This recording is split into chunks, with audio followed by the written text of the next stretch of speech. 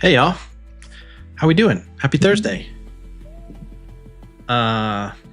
Fix the camera. Somebody tell me how the audio is. The levels look high on the background music, but tell me if it's too low or too high. It's good to see you guys again. It's been a couple days, and yeah, I feel like we just did one of these, didn't we?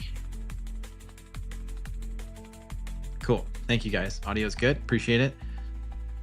I made it a point to not adjust the levels from stream to stream. So if it's good once, it should be good at all the time, I would hope. But yeah, it's good to be back with you. Let me just put a quick thing in the chat here. Stand by.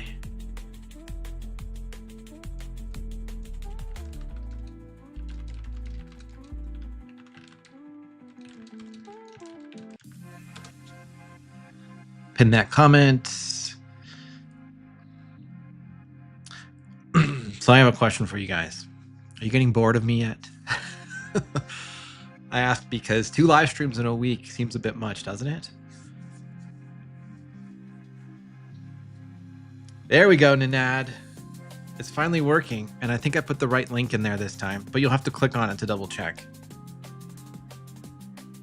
But Naz, good to see you. Kat, welcome. Good to see you. Veronique, Mohit, Sherry, welcome. Chappie, hey man, how are ya?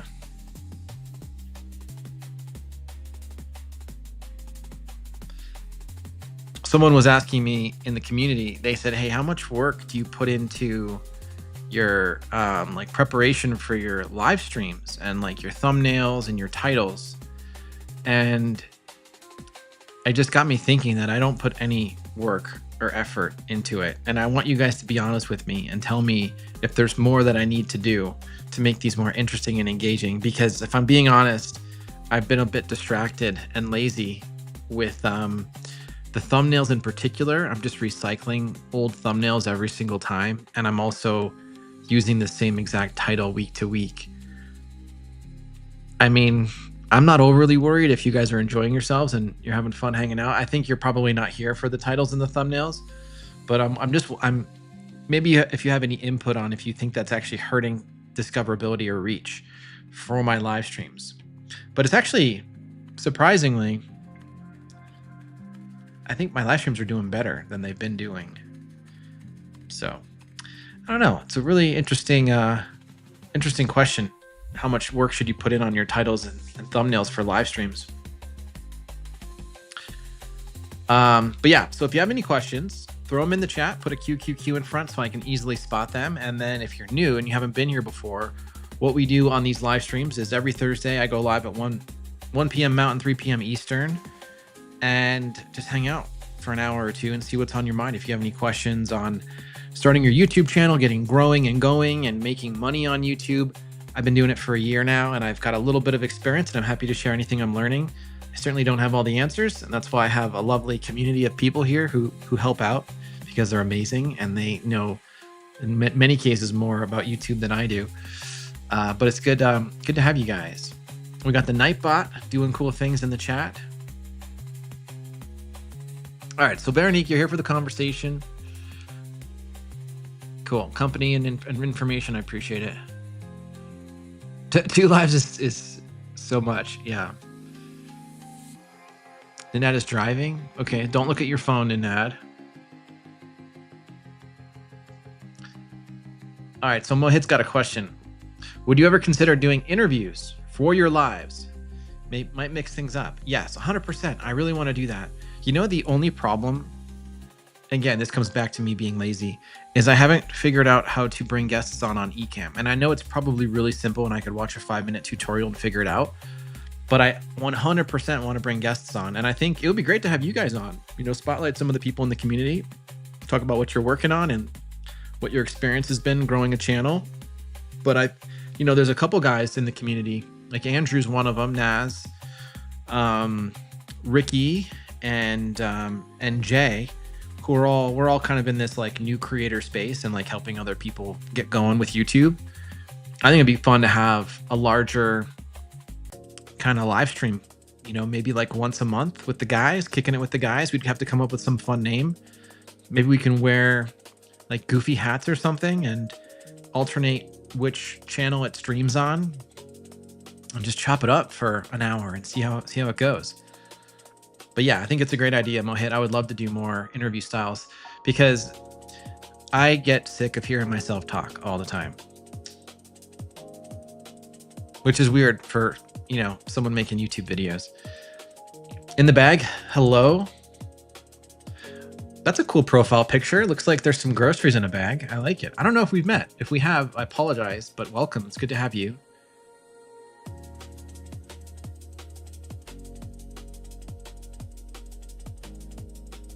Okay, got your question there already, Mohit.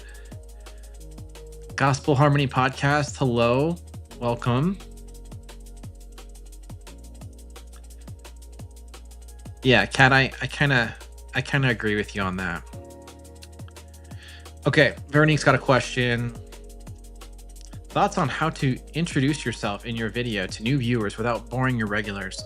Yeah, that's a great question. So you're thinking like in the beginning part of your video, how do you introduce yourself, make it known what your channel is about without putting your regulars to sleep because they already know who you are? I think you just got to keep it to like 1 or 2 sentences. You got to keep it really short. Like a tagline, if you will. And for a while on my earlier videos, I would do my like hook and then I would say, and by the way, if we haven't met, my name's Ty, and on this channel, we do all things new channel, or I forget what I like, new YouTubers, but from a new YouTuber's perspective, that's what it was. So it was like very informal, very casual, and I got used to saying it, and it started to come out very quickly. And so I think if you can rehearse a line where it's like your name, what your channel is about, and if you want X, Y, and Z information or result, then you're in the right spot. You can probably get that down to just a few seconds, and then your existing viewers wouldn't mind. But it does take a little bit of practice, and definitely do not like just go into like a full-on rant about who you are and what your background is. It just needs to be short and sweet. And that could be a good thing too, because people love repetition. They like the familiarity if you kind of present the same way each time. That's a good question though. Good question. All right. Hey, Mike, what's up, man? Do you have a question about, I'm getting more subscribers, and if they have a YouTube channel, I feel that I need to subscribe to their channel. Will this hurt their channel if I do not watch their content? Interesting. Why do you feel like you need to subscribe to their channel?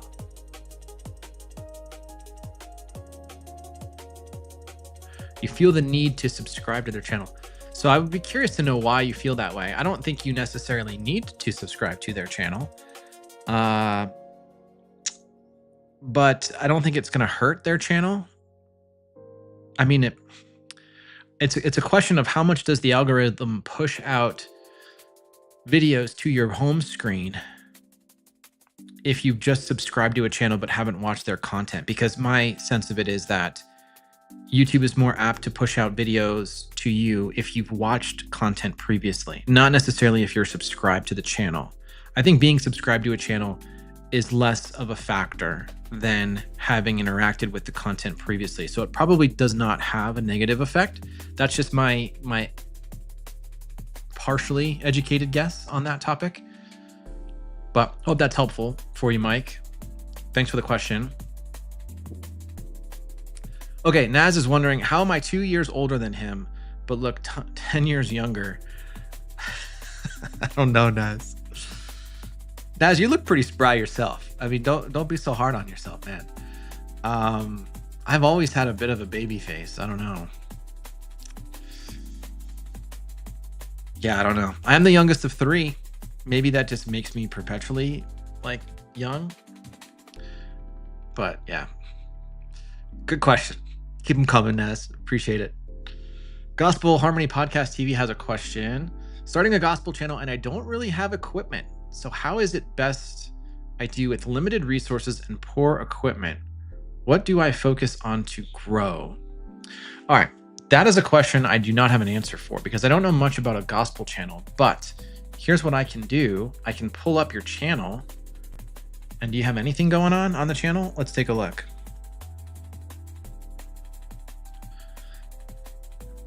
So what is the channel? Like, what kind of videos do you make? Like, what's your primary format?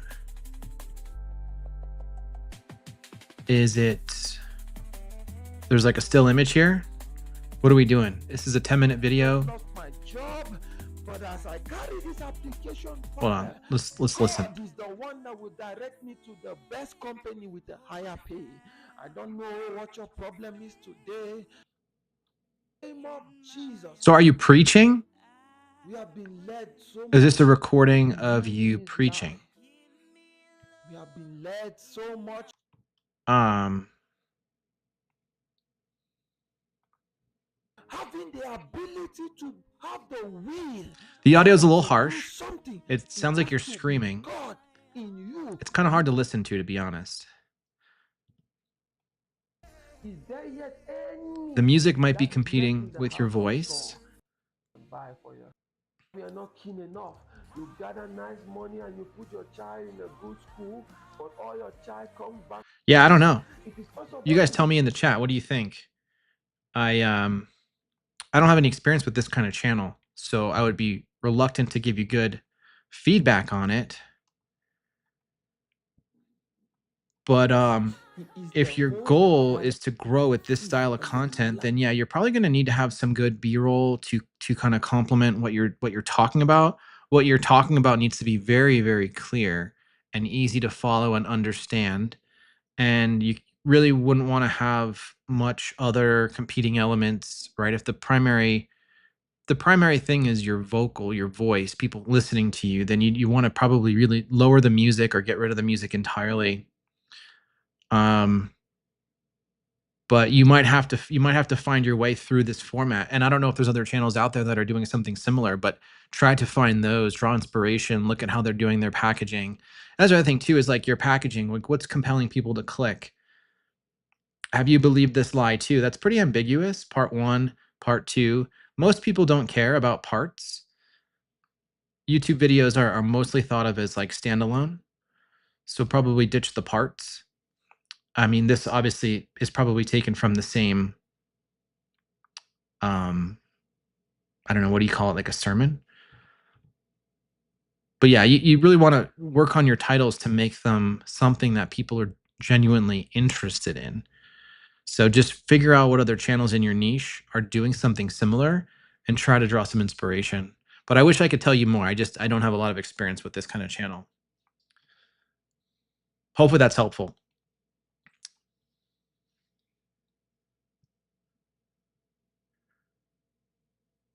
Oh, we got to go back to the music. All right, catching up on the chat. Let me see if there's a question. What's up, Mike? Good to see you, man. Old me living better. If you ain't dead, you ain't done.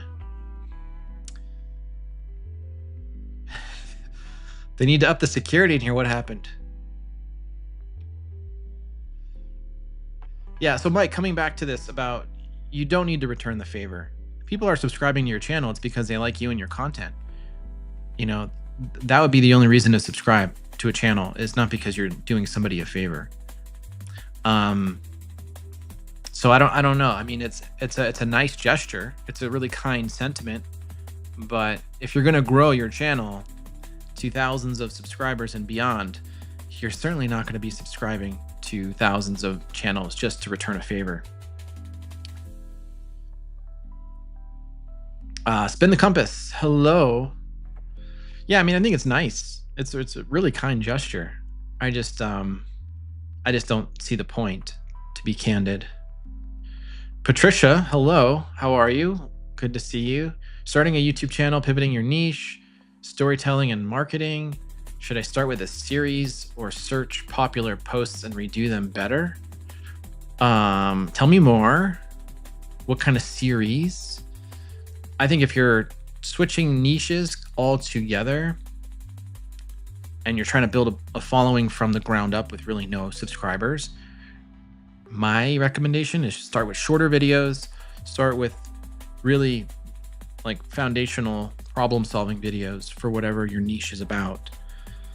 So if you're going to be talking about storytelling, maybe like the fundamentals of storytelling, like what is storytelling? I think someone made a video, Mike shared it in our channel. What's the difference between telling a story and storytelling? So I'm curious how marketing, though, is going to fit in with that. I guess it could be telling a story through marketing, but I would need to know more with respect to like the series you're thinking through, or searching popular posts and redoing them better. What do you mean by that? Popular social media posts, popular videos? Yeah.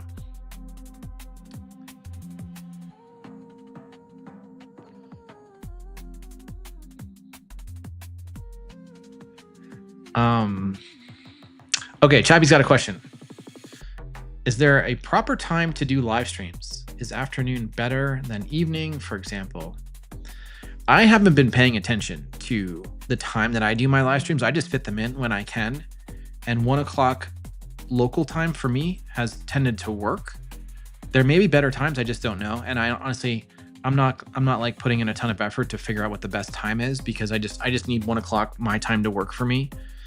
But it depends. Chappie, where are you? I'm trying to remember where you're located. If you're here in the US, then consider your European audience if you have one, so that you probably would want, well, depends on how many Europeans you get. I got a lot of Europeans, and I got a lot of folks from Australia, New Zealand too, which obviously they can't be on for these types of things. But if you have a lot of European viewers, then you may want to do it a little bit earlier in the day so that they could watch in the evening. But I found for me, I have a good mix at this time. So this is 3 p.m. Eastern, essentially when I get started. And it seems to be a good mix for European and American viewers. But you guys tell me.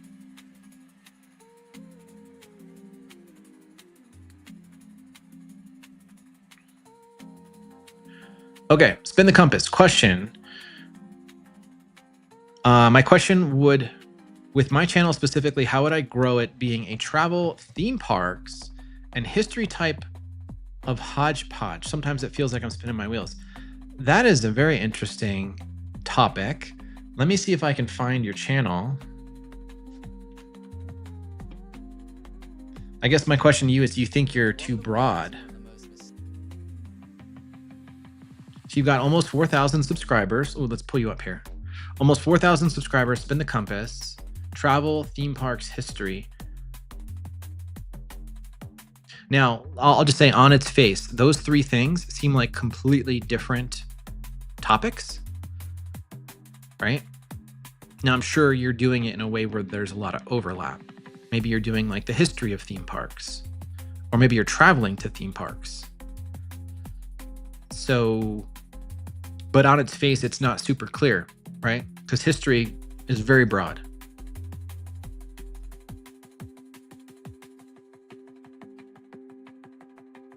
I mean, I love this. This is so cool. Food reviews. Okay.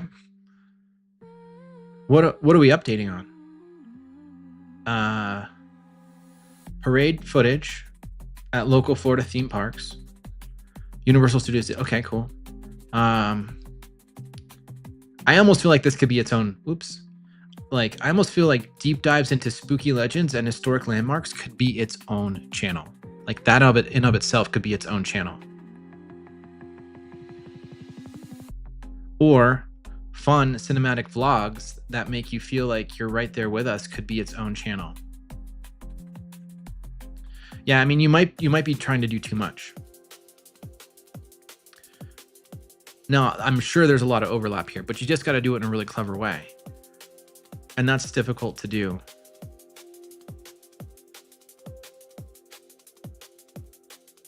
But I love the idea, like in concept.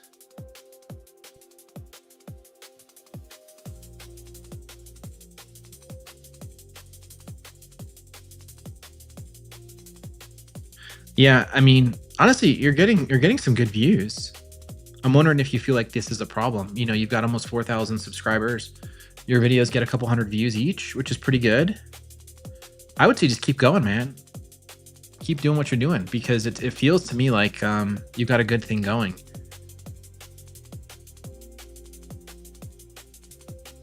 And if you find that the views are really dropping off, or you're, then maybe it's probably appropriate to niche down and kind of settle into one format for a while. But I would say keep going. Yeah. Thanks for the question, though.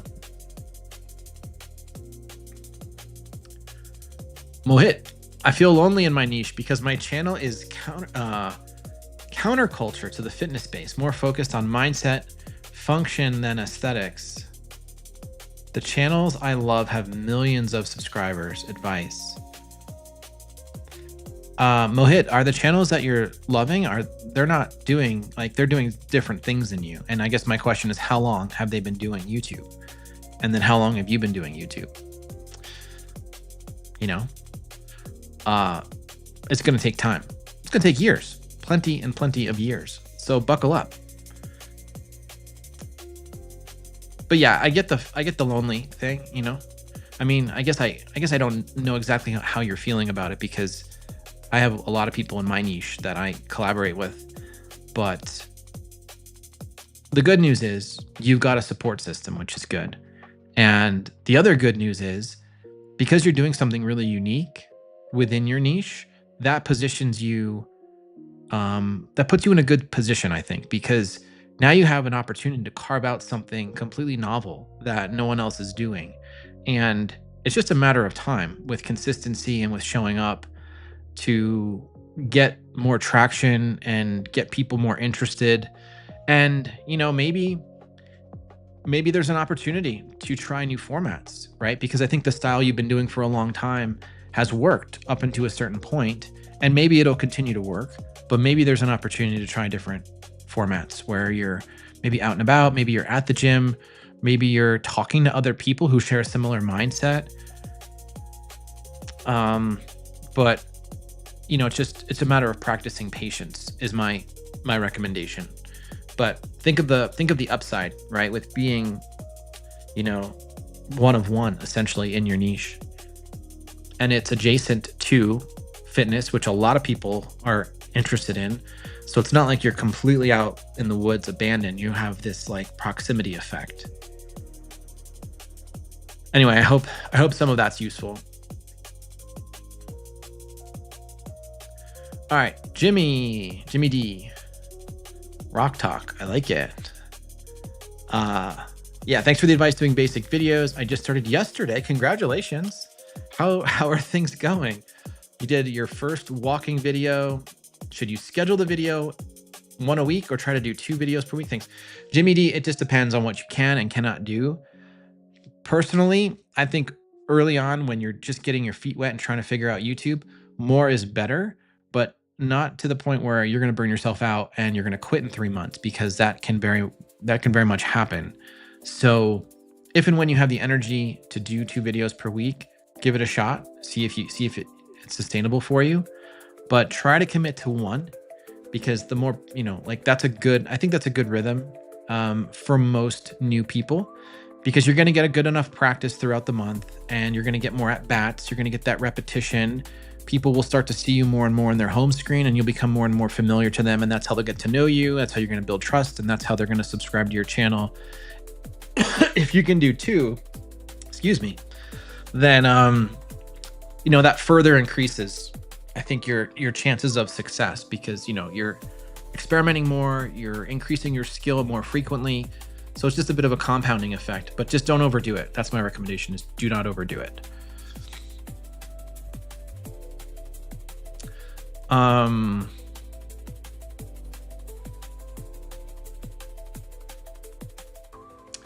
Yeah. And Veronique makes a good point. Yeah, there's a lot of channels and a lot of niches that are older that have millions of subscribers, but they're not always producing videos with a lot of views. So the number of subs is almost irrelevant. I don't know if you guys have paid attention to the YouTube Studio lately, but you've probably seen some videos on this. Where is it? I think it's under audience. This right here, you guys see this where it says monthly audience. Basically the total number of viewers in the last 28 days. So this is more important than subscribers. So you guys should come into your YouTube studio, click on analytics, click on audience, and look at this number. If this number is going down, then,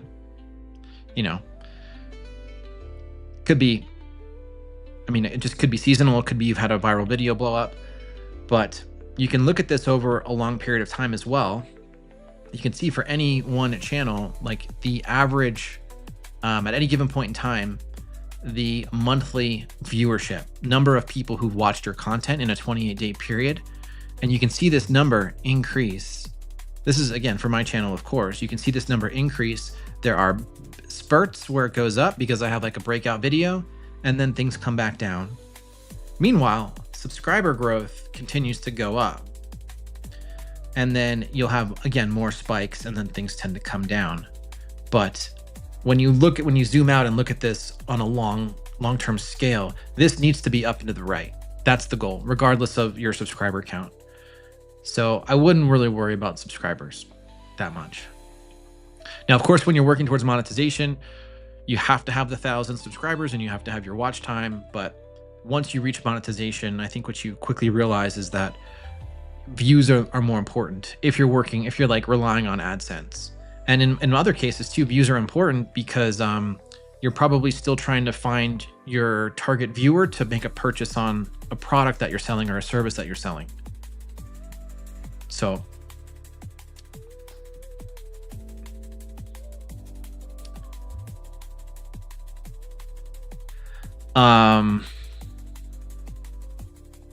another question from Gospel Harmony Podcast TV. One thing to ask, is there a specific that's good to upload your videos?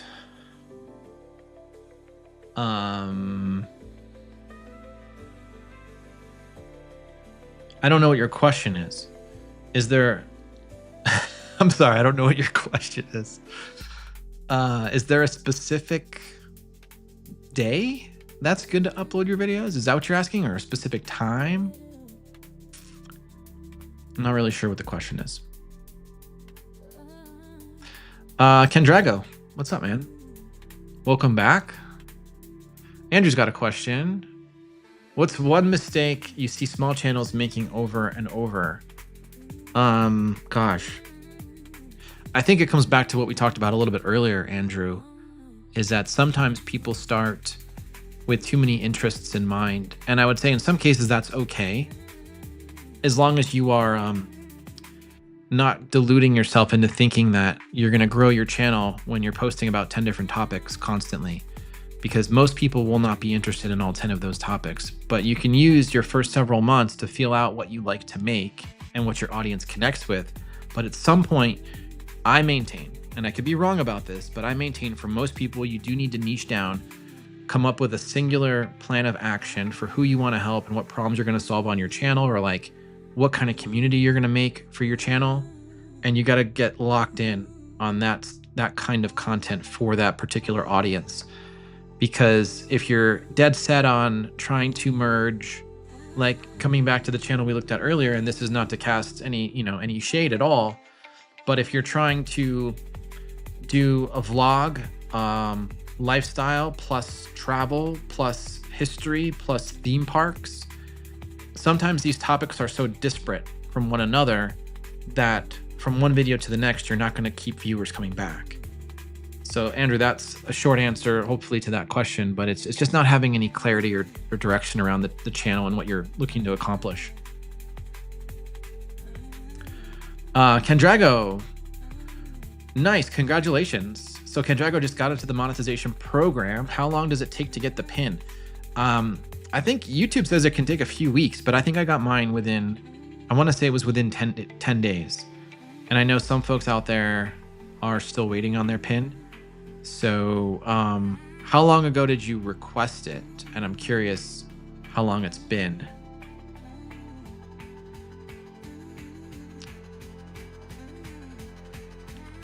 But yeah, it could take a couple weeks.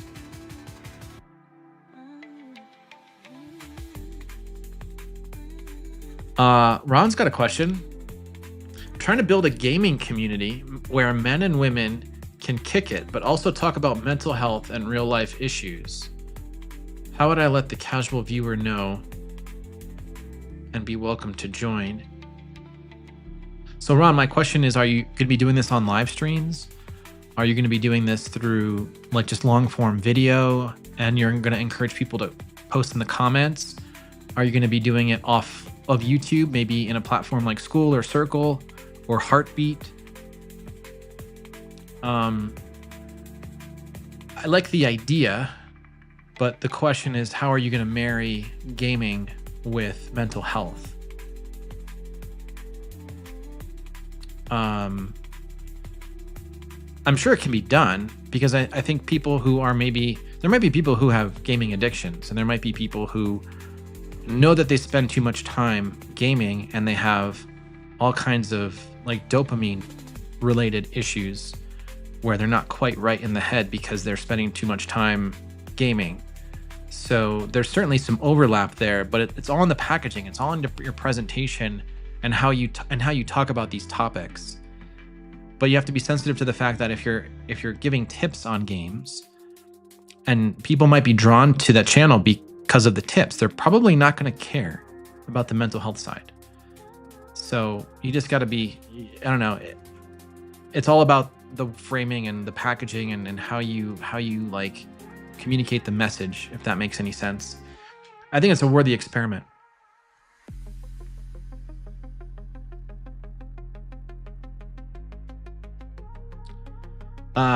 Winnipeg. Nice, Jimmy. Hey, Steve. How are you?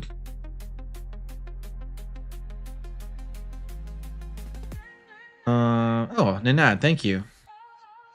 Always, I appreciate you, man. Thank you for doing this. Thank you, Steve. Smash the like button, everyone. Yes, so we got some Liquid Hour D&B playing music in the background, you guys. If you don't know Nanad and his channel, I highly encourage. Nanad, I feel like I'm your, what's the word, like your promoter? Like I should get a cut of your earnings? No, I'm just kidding. Nanad's great. He's got some killer music. Hopefully you guys dig the vibes here. Okay, Ron, yeah, I got your question from earlier.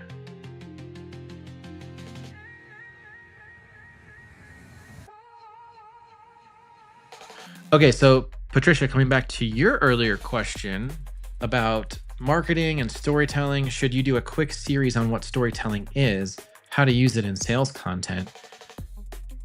Yeah, absolutely. Absolutely. I think if that's going to be one of the core pillars of the channel, or if that's like what the channel will be centered around, 100%. You know, I think it's a good idea early on, if you can do this, right? If you've got enough ideas to create a short series of videos that all flow logically from one to the next, then you can tie them all back to each other in the end card at the end of each video. So when you get to the second video, if someone watches that for the first, like if that's their first introduction to you, then you can tie them back to the first video on your channel. I don't know if that's making any sense, but you can use those end cards to create binge sessions between your content as long as they're all related. And it sounds like it's actually going to be quite related. Yeah, I think it's a great idea. Oh, thank you, Veronique. Appreciate you. We got Carolyn in the house. How's it going, Carolyn?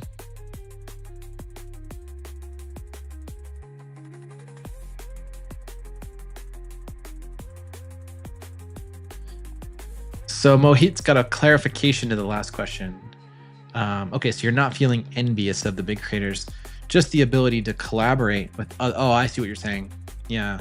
So you want to build a network, essentially. You want to establish some YouTube friends, but you might feel like maybe they're just too far ahead of you, or you're too distant from them, both in terms of tenure on YouTube and then also in terms of topic. But you know what you could do? This could be an interesting experiment, Mohit, is you could maybe reach out to them and say, hey, like I'm a relatively new YouTuber. I'm focusing on the fitness space. I know that you talk quite a bit about, you know, whatever it is that their channel talks about. And just say, hey, do you have a community who might benefit from hearing from somebody who's more like on the fitness mindset side of things? And you could just offer yourself for free to speak in their community, or to I don't know, maybe do a write-up on something that you think is profound and helpful for people who are interested in fitness, but maybe they're plagued with toxicity, or there's reluctance to go to the gym for the reasons that you've talked about in previous videos. But you can frame the building of those relationships and the network as you offering something to them. Like, so what's your value proposition? What do you offer your current channel? And would their viewers also benefit from what you have to say? And if that's the case, then that could be the start of a really great relationship. So maybe frame it that way, Mohit. Hope that's helpful.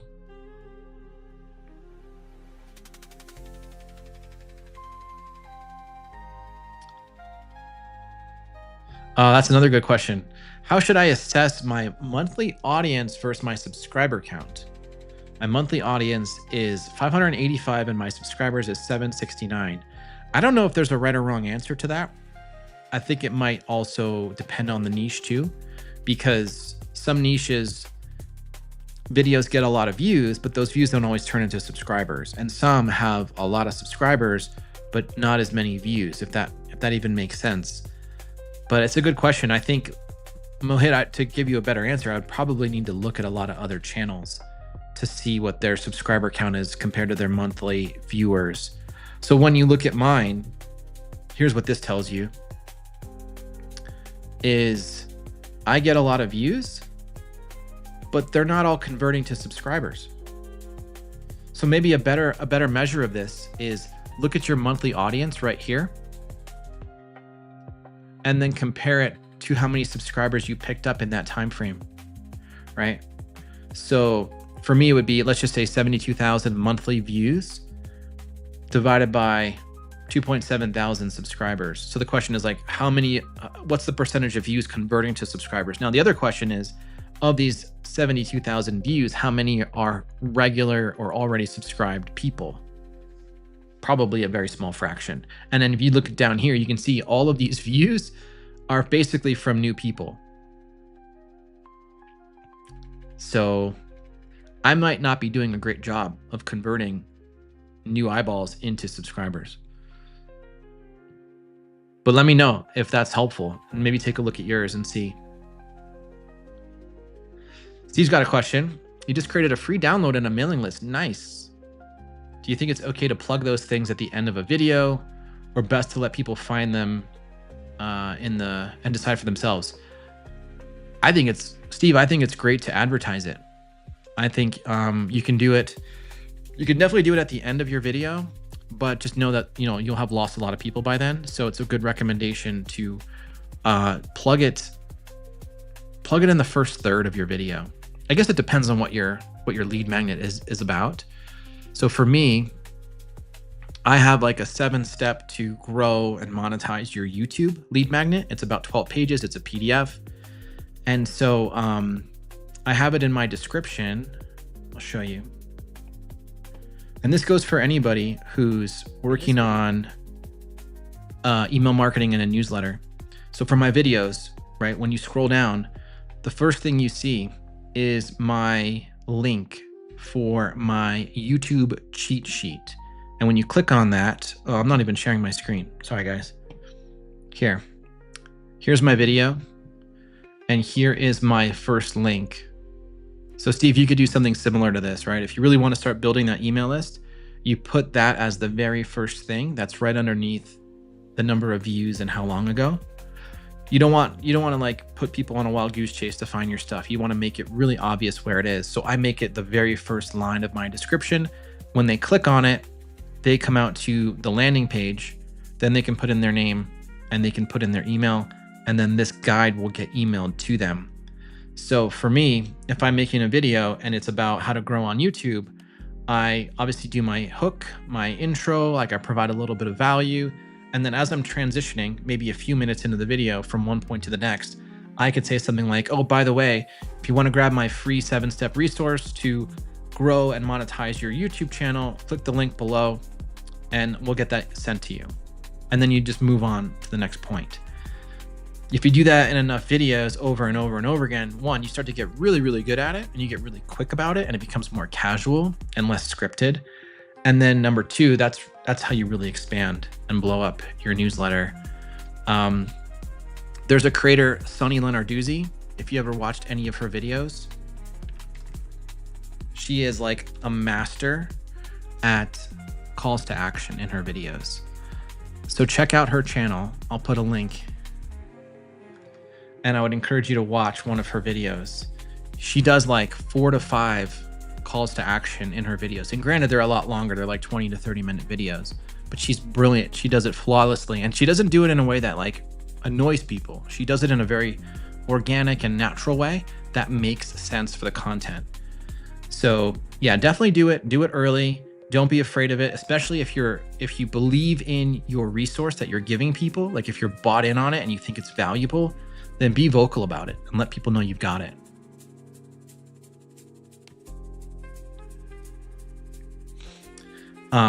Yeah, good question though. Thanks for asking, Steve. Yeah, shout out from the rooftops. All right, I think I'm pretty backed up here.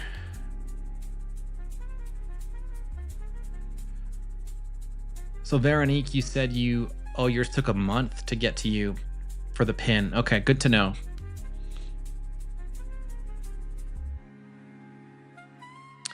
And then Ron, coming back to your question about community and the gaming / mental health.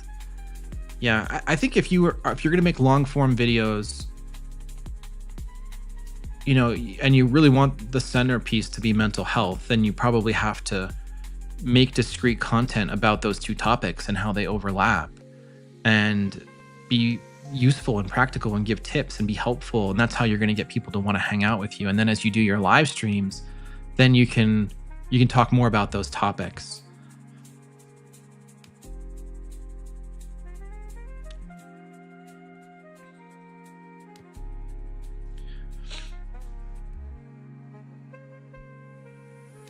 All right, spin the compass. Another question here. I think this goes back to the earlier question.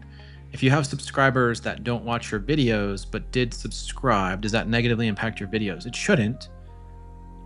I don't see why it would. I mean, there's a lot of well, here's the thing. If you do the if you have a lot of subscribers that hit the notification bell to be notified when your videos are published and they don't watch, then that could be a bad thing. But the percentage of people who actually hit that subscribe bell to get notified is very, very small.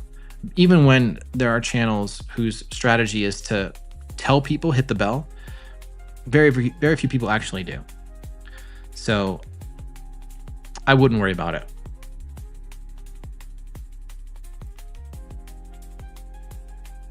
In the bag, love coming to your lives. It helps me out a lot. Oh, good. Thanks. Good to know it's being helpful.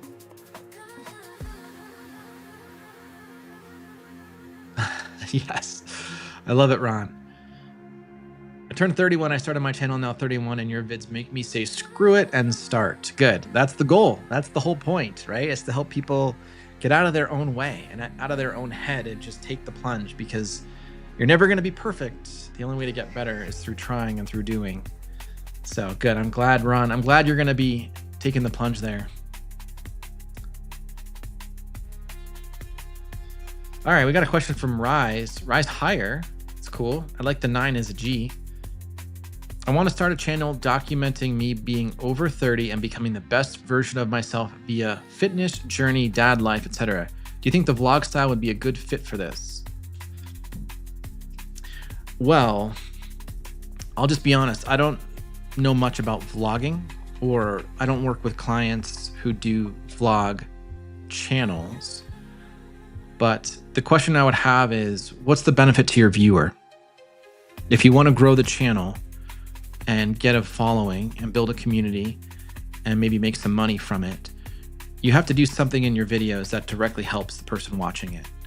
Unless you are just insanely attractive or funny all the time, or you have a magnetic personality and people are just going to watch because they can't take their eyes off of you, then you really need to provide value to the viewer. Because if you're just making a vlog channel about you and your life and the things that you're working on, and maybe you're talking a little bit about like self-improvement or self-development, then you may struggle, because people are mostly disinterested in other people's lives because they have their own lives to worry about. And there's a million travel vlogs, lifestyle vlog videos on YouTube that people could watch. So what's your differentiation? How are you really helping people? That's something you really want to spend a lot of time on. It's hard to make a vlog channel. It's hard to get other people interested in what you're doing. It could take many, many years to build even a modest following. So as you get started, if that's the content format you're set on, really think through how this video is going to help somebody, right? And lean into that and build the whole video around how it's going to help somebody else. But I wish I could tell you more. I just don't. I don't really do anything with vlog channels.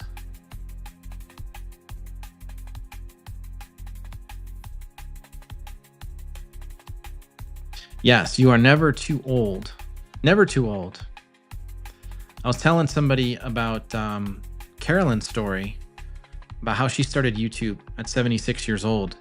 So do you guys all know Carolyn? Hopefully you know Carolyn. She's amazing. She's in the chat, by the way, or she might not be anymore. But somebody was asking the question, they wanted to open their own school community. And they're like, hey, I'm 59 years old.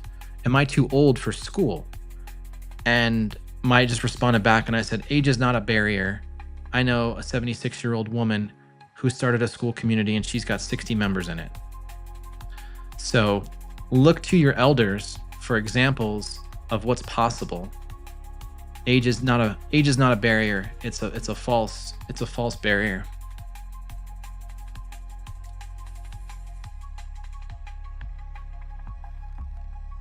Nafisa, hello. Hey Brian, good to see you. Yeah, Steve, no worries, man. Let me know, Steve, if you have more questions on landing pages and lead magnets and things like that. I am like neck deep in building landing pages and email marketing right now because I just moved over to Kit. So, but Steve, what email marketing platform are you using? I'd be curious to know.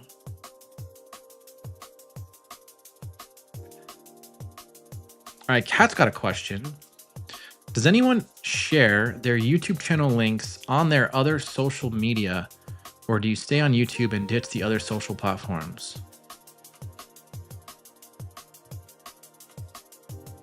That's a good question. I wonder what the group thinks. That sounds like it's a question for the group, Kat. But me personally, I'll kind of show you what I do. I'm taking the Ed Lawrence approach. And hopefully you guys all know Ed Lawrence. He's a really good, call him like a bit of a YouTube/business guru. But when you look at his descriptions, he doesn't really give a lot of options, and he's not linking out to any other socials from YouTube.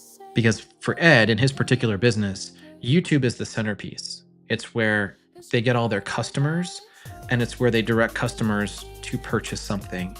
Now, some people will have Facebook and Instagram and TikTok, and those could be great for creating awareness about you and your brand and what you're working on. But more often than not, you're gonna probably point those socials to your YouTube channel so that people could find your YouTube. And then the YouTube is where you build trust. Now, again, this is a bit of a generalization, so every business operates different. Some people operate exclusively on Instagram, and that's how they sell stuff. But if you're building a YouTube channel, it's likely that you want to build trust with your viewers through long form content and sell something. And with that, you can take your TikTok or your Insta or your Facebook audience, direct them to YouTube. Hopefully they subscribe and watch your content.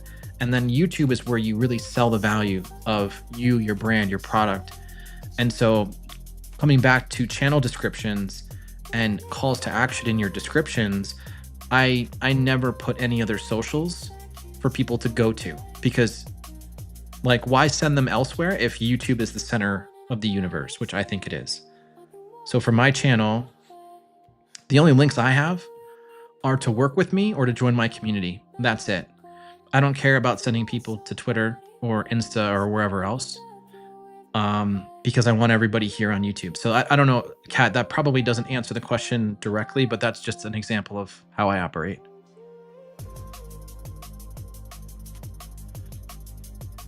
All right, Phil's got a question. What's up, Phil? You did it. You uploaded your first video. I think it's really rubbish, but I'm not too bothered. I'm glad it's up. That's amazing. Congratulations, by the way. That's really, really cool. I'm glad you got that over with, because you know that's some of the toughest stuff right there. It's just getting started. But congratulations. That's really cool to hear. All right, Andrew, good to see you, man. Okay, question from Mindset and Methods. Who did you tell about your channel in real life? I mean, the people in your immediate social circle. If so, do you regret it? I'm so tempted to just say, but you feel ill just inviting criticism. Okay, this is a really good question. Thank you for asking this. So when I started, my intention was to not tell anybody because, one, I was embarrassed and I just felt like I didn't want people to see me looking like an idiot on the internet. And I was working full time at my old job. And I was like, I just want to be left alone. Let me experiment with this in my own little bubble and not have to worry about other people's opinions.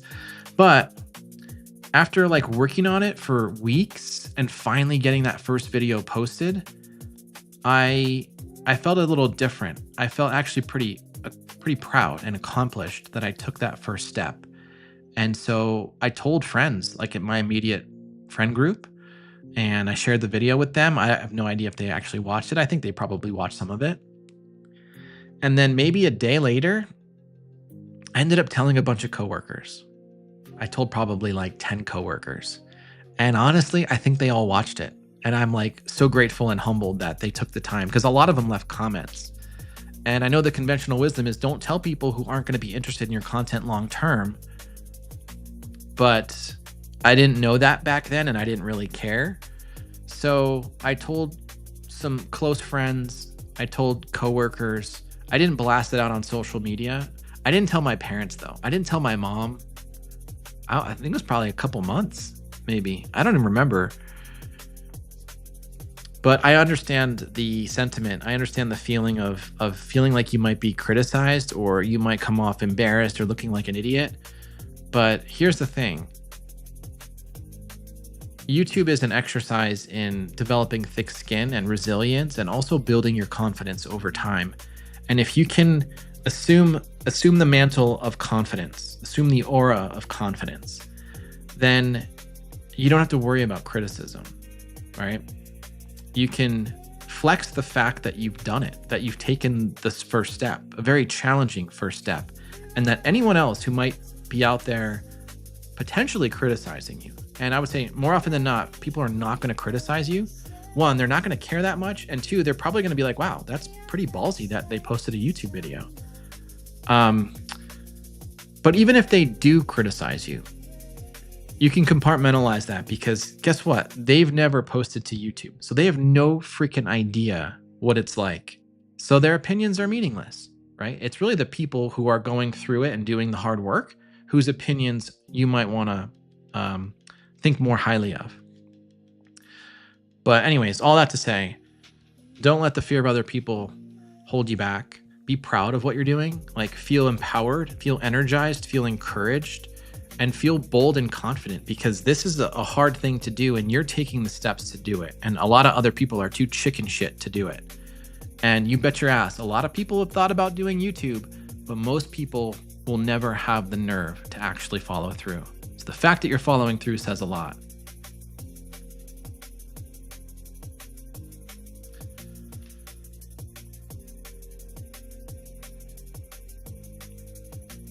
So Naz's question, what's the biggest mistake that you see most creators making? I think I already answered that one. I think, didn't Andrew already ask that, Naz? I was going to say it's having too wide of a niche and not having enough focus or direction on like the purpose of your YouTube channel. It's not enough to just say, I want to do YouTube and post a bunch of videos. You got to have more purpose and intention behind it. At least that's my opinion. Unless you absolutely love it for the content creation part of it. If you want to grow it meaningfully, then you got to have intention. Oh, so David's asking, where would you say is the best free place to make YouTube thumbnails? Side note, you're 12 subs away from hitting 500. Okay, awesome. Congrats in advance, David. That's amazing. How are you doing on your watch time? But as far as a free place to make thumbnails, Canva. Do you use Canva at all? because Canva you can do for free. There is a $15 per month paid version of it, but you can certainly do it for free. And a lot of people get started making thumbnails in Canva at no cost. So David, that's where I'd recommend you go if you haven't already experimented with that. Oh, Carolyn, that breaks my heart. I don't know if you're open to it, DM me and let me know what's going on. And maybe, I don't know if I can help at all, but I would love to maybe give you some ideas. And if you want to jump on a call and we can blow up the live chat again. I know you've probably already done this a million times, but just let me know if I can be helpful. Okay, Steve, love it. Kit is amazing. I've only been using it for a few days and I'm really, really enjoying it. And I think it's pretty simple to use. And so far I dig the analytics. So glad you're checking out Kit.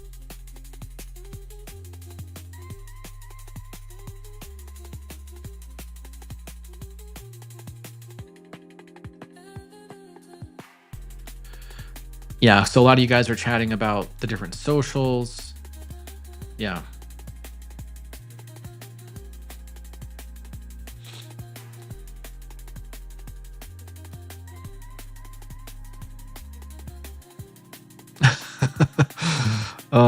You guys are funny. Yeah, thanks, Ron. Appreciate you, man. All right, we got the sneaker teacher has a question. I would love to create a channel dedicated to sports. How would I obtain valid videos without any copyright issues?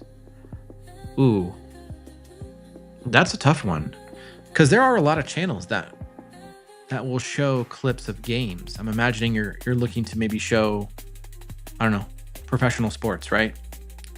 How much have you researched this? Because I haven't researched it at all, but let's maybe ask our AI friends. Let me just grab the question really quick here.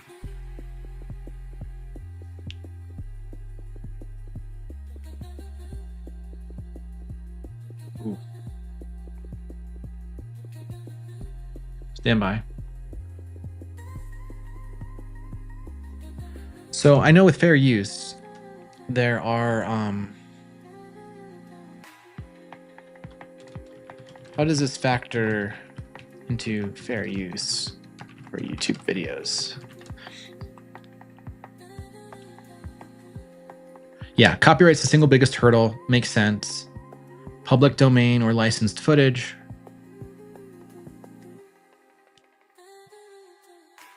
Get explicit permission. That's probably not going to work. Create your own footage. That's probably not going to work. Yeah.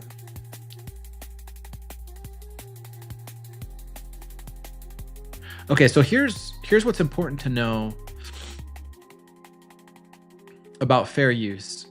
And I'm glad I asked ChatGPT because I would not have been able to articulate this.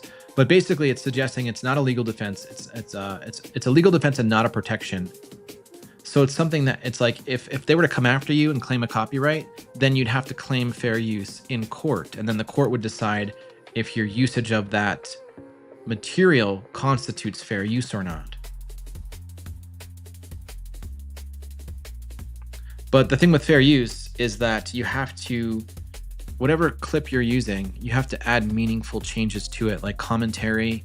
You have to basically modify it significantly so that it doesn't feel as though you're just repurposing the original content, right? So parody and satire is one, critical commentary, reporting, educational.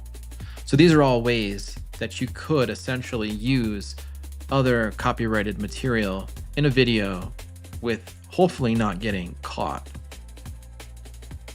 But I'd like to know a little bit more about the use case and like what you're planning on showing. And maybe there are other channels out there that are already doing it. I suspect that there are. I mean, there's a lot of like basketball related channels out there that show a lot of basketball footage. And what they're doing is they're sort of like talking through what's happening or breaking things down. But it's a tricky space to play in. And you could disable monetization on those videos. Or if monetization is enabled and they claim copyright and you can't fight it, then they can take all the money that you're earning from that video.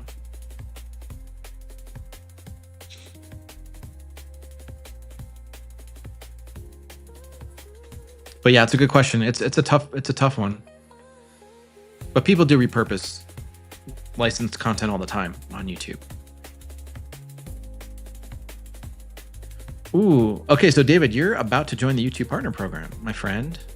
12 subscribers away. You're already at the 3,000, so you'll be able to set up supers and channel memberships. That's pretty cool. That's exciting. Congratulations in advance. I dig it.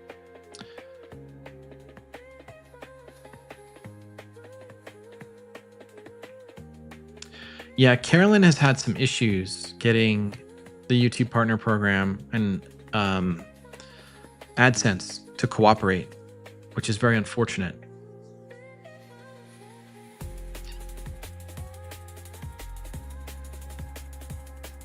Yeah. Is that where you're at right now? You're right at, like, you're just under 4,000 and you can't break through?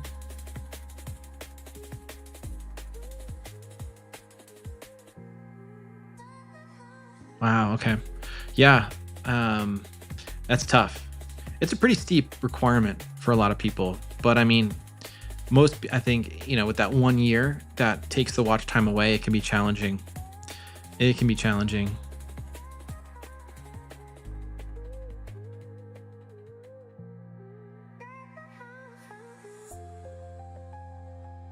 What's up, Big Mayo? Wait. Oh, it's Lego's birthday? That's cool. He's live streaming. Oh my gosh. Wait, we gotta go find Lego, you guys. Hold on. We're gonna go to YouTube, Brick Tours, and is that his? Yeah. Is he streaming right now? Nice.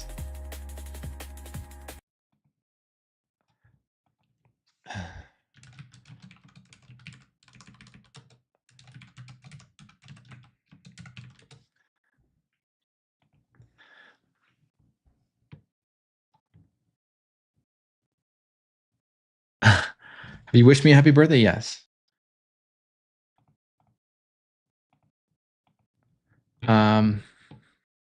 Nice. We'll hang on Legos for a minute here.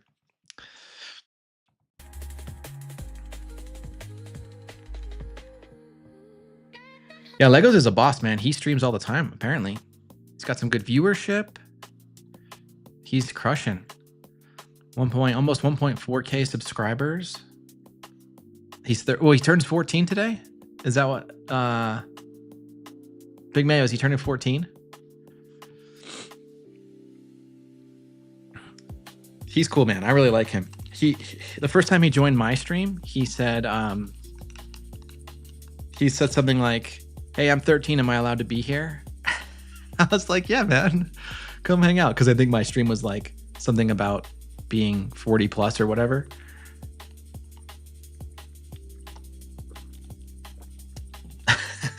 He's a cool guy, and he's doing cool stuff on YouTube, and he can make a whole career out of this. He just keeps going.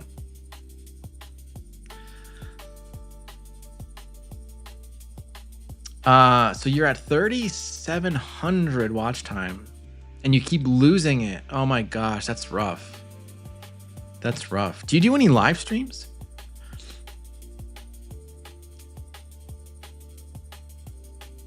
Live streams help. And we got Lego in the chat now. What's up, Lego? I'm in your chat. This is weird. I'm in Lego's live stream and now he's in my live stream. Like, there's this weird intermixing that's going on right here. Happy birthday, Lego. I think you're 14 today. It's like Interstellar. Yeah, Steve. It's Interstellar.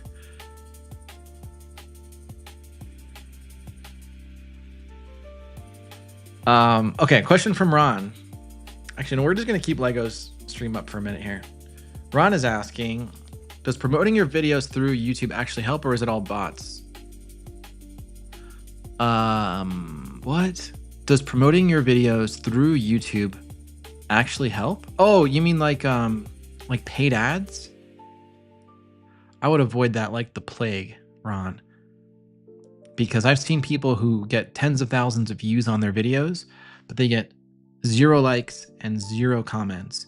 And that is a dead giveaway that they paid for views. And it's like, why? Why are we paying for views? I don't know if it's bots or not. It can't be. Well, I guess, okay, there's a shady way of doing it where you can probably hire some shady company to just give you fake views. But there's YouTube paid ads, which is legitimate.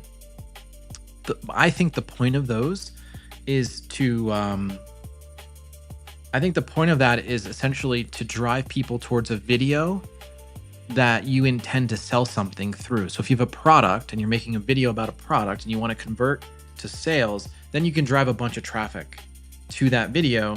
People watch the video and are like, oh yeah, I need that product, and then go buy something. Does that make sense? I hope that makes sense.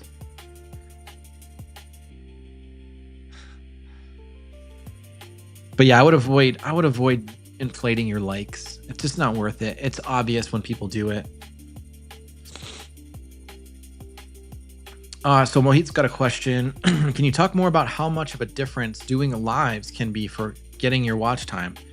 So you have about 250 watch time hours, nowhere close to the 4,000, and you have considered making your Q&A videos live.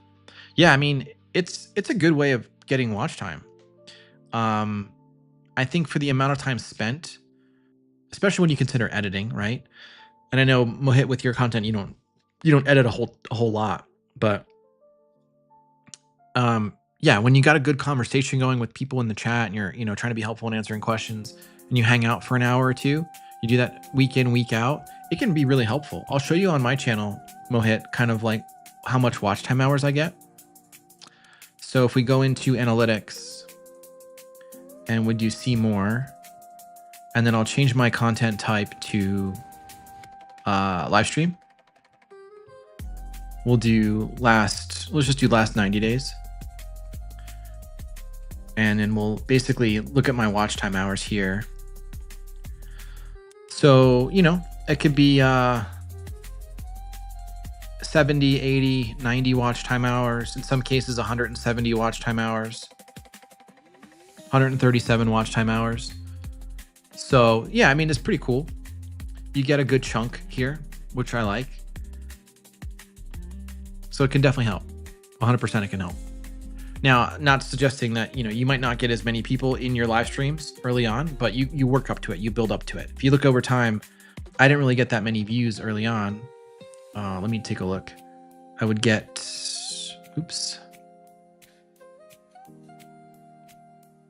If we look at the number of views early on, like 200 or 300 views on these live streams, but then it would kind of trickle up a little bit, like 200, 300, 400, and then a couple of them got 600. And then the watch time really starts to add up. So yeah, it definitely can help. And I would say just rip the Band-Aid off and just do it, man. Like don't think twice about it. Just schedule it a day or two in advance. Commit to just hanging out like for an hour and see what happens. And the more you do it, the more relaxed you become.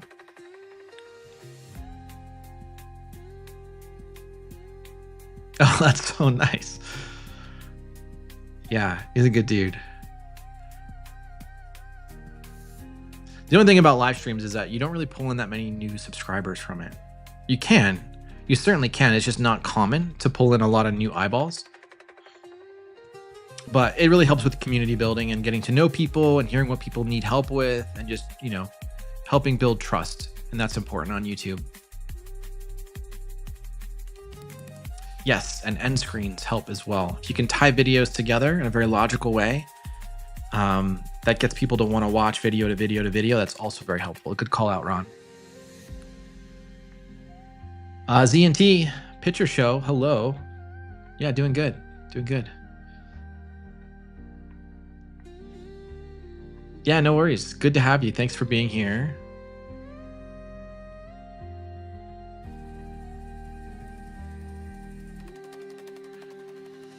Yeah, travel content is tough because you don't always travel.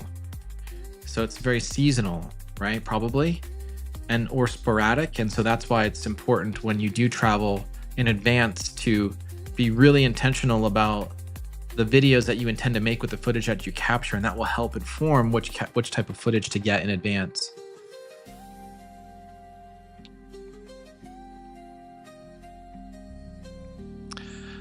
Crystal Clear, hello. You've had the watch time hours since last year, but 1,000 subs is taking forever. Is there a different strategy to focus on when you've already got the hours but not the subs?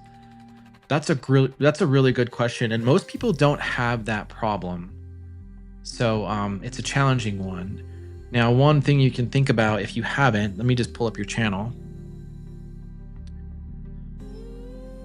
So are you doing shorts more regularly? Because shorts can be a way of pulling in new subscribers, but you're pretty close. 859, you're getting there. And that's really good if you have over 4,000 watch time hours right now. Now, here's the question I have for you. Oh, wow. This one here probably got a ton.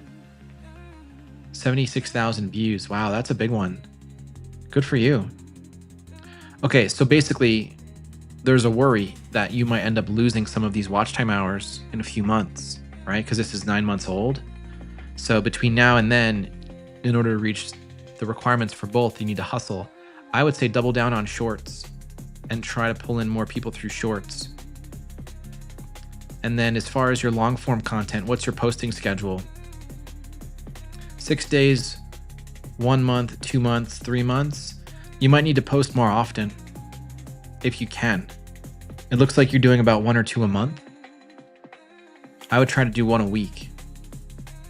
You know, maybe for the next 6 to 8 weeks, if you can sprint and try to do 1 a week and maybe just pump out a few shorts a week, that might help get this number up. And then you'll be able to apply before you potentially lose some of the watch time from this video right here. Honestly, have you thought about remaking this video?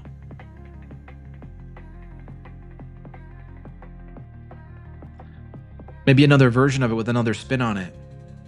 You could borrow some of the same title framework, laid off at 52. What now, or what's next? You know, make another version of this video, because this one did really well for you. But yeah, try posting more and try doing more shorts. But thanks, Crystal, for the question. Oh, Big Mayo, thank you. That's really nice. 5 memberships. That's the first time anyone's gifted me any memberships. That's pretty cool. And it looks like, okay, so Steve, CNT, Prodigal. What's up, Prodigal? Long time no talk. Sweet. Cat. A couple of folks got those. Nice. Yeah, man, that's great. I really appreciate that. And Mohit, you are welcome. Thank you for being here. And thank you for the questions. Keep them coming, man. Happy to help. Hopefully, I'm being helpful. You tell me. All right, Sherry, you did your first live on Saturday. Had 128 views. That's great. Only 0.9 watch out. Wait. Are you saying it was an hour and 16 minutes long?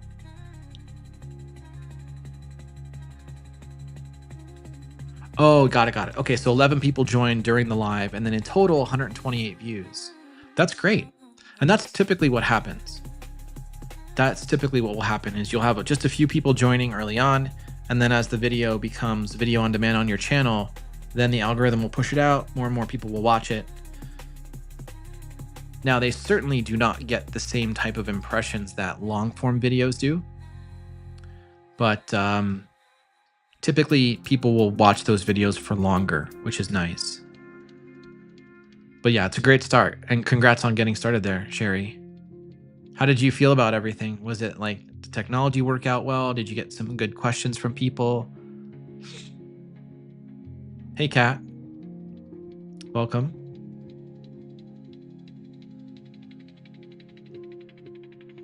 Yes, Chappie, I agree. First live and 11 viewers. That sounds like success. Absolutely.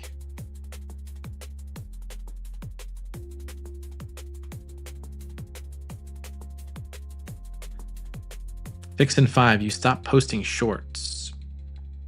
Wonder why. Tell me more about that.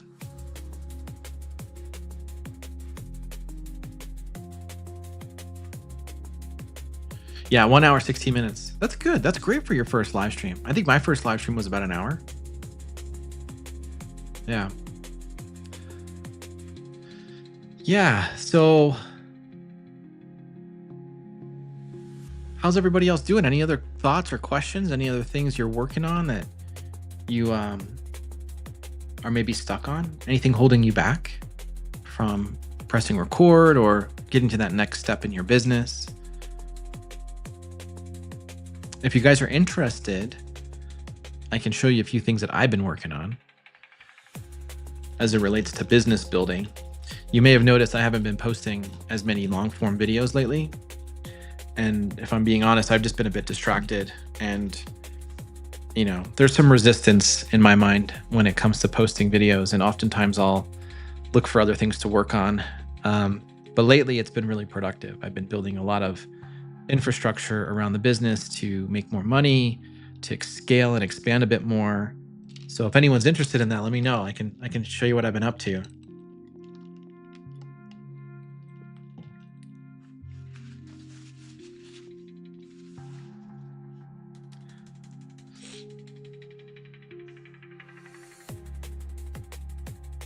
Oh, yes. Screen froze. Yeah, that's perfect. General chit chat while you're working, especially for you. Like if you're actually physically working on something, then it's probably good that people are just hanging out, because then you can focus on what you're working on. I remember with some of Ellen's live streams where she's like talking through a recipe and like talking about food prep, she get a lot of questions, and that can pull her away from actually doing the thing that she was trying to do. So yeah, it's cool, but it's good to just have people hanging out, like keeping you company, which is nice.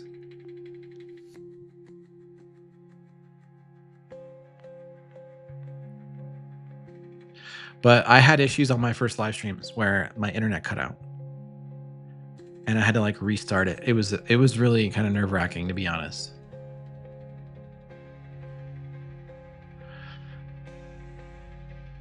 Yep. Simple fit. So when are you going to try again? I think you should. Okay, Rachel's in. She wants to know what I've been working on. Actually, Rachel, hold on. We got some more questions here. From Chappie, do live streams work better to gain subscribers? No, I don't think they do.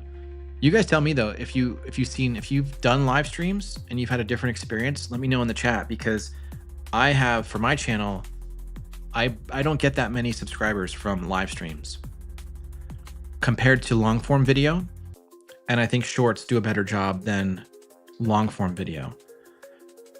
That's a generalization, Chappie. I hope that's helpful. But I have seen Ellen from Ellen's Healthy Kitchen. She did a viral live stream and she got a crap ton of subscribers.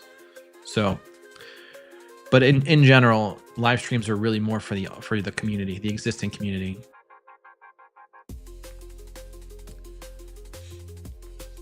So here's another question from Spin the Compass. I find it difficult to get my thoughts together when I hit record. There's some anxiety, and I find it that I am a perfectionist when it comes to how the content comes out, so I end up editing forever. Yes, 1000%. I think we're all in that same, well, not all, but a lot of us are in that same boat where we want things to be just right, and we care so deeply about the thing that we're working on that we want the best possible version of it to be posted. But yeah, I guess the question is, has it gotten easier the more you've done it? Because I know for me, hitting record used to have a lot of anxiety tied to it. And now it's gotten a lot easier. Now, especially so that I've been doing live streams, because now I just hit record or I go live, and now there's, I can't correct in real time. Whatever happens, happens. If I make a mistake, that's part of the process with a live stream. So these live streams in a way have helped me just get a little more used to the fact that I'm going to make mistakes and I'm not going to always say the perfect thing.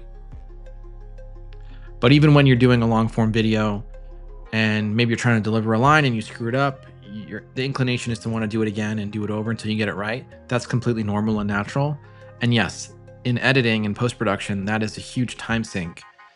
So part of it is getting used to your imperfections and just acknowledging that other people, it's endearing to other people when you make mistakes. Like if anyone out there knows Rob the Maritimer, which I'm sure many of you do, if you watch any of his videos to the end, you see all of his bloopers and all the mistakes he makes and how frustrated he can get sometimes.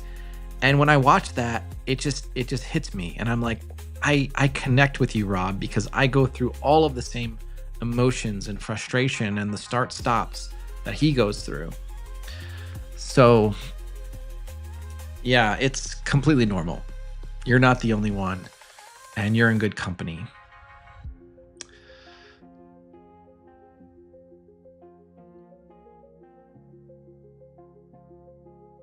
Yeah, I don't know how you do it, Steve. I can barely keep up, and I do this full time. Good for you, man. It's great that you're all over it. Pensman Sports. How do I get more people coming into my live stream when I do play-by-play? When I want to get more fans of the teams I cover, please help. Oh, okay. So are you watching a game and doing play-by-play? And you want more people to join to watch? That's a great question. Does YouTube take down your live stream though if you're like streaming copyrighted or like no rebroadcast stuff? I wonder how that works. That's an interesting space to play in as well, Pensman. I wish I knew more about that niche. I don't. But you might have to just like, I don't know.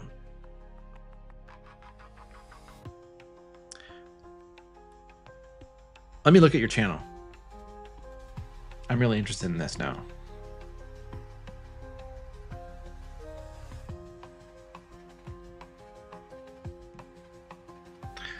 Let me just find, okay, let me pull up your channel.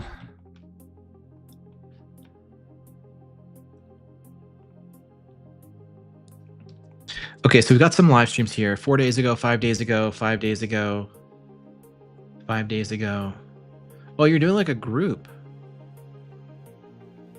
Are you guys watching a game together or no?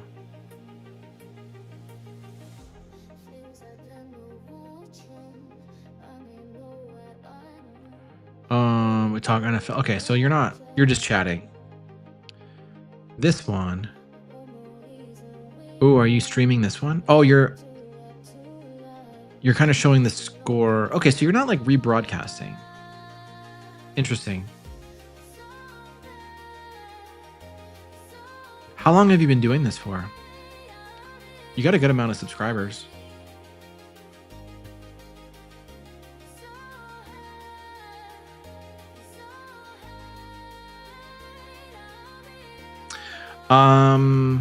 Maybe your thumbnails could use some work. Well, I don't know what these are all about.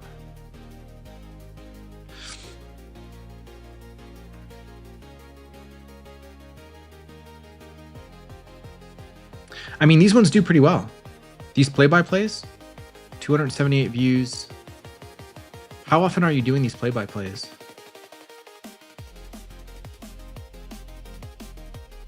Because I think what you might consider is doing nothing but play-by-plays and then building a community of loyal fans who appreciate your commentary. Because if you're doing a lot of other stuff, then the people who want to see your play-by-plays might not be interested in the other stuff. I don't know. It's hard for me to say because I don't know anything about this niche at all.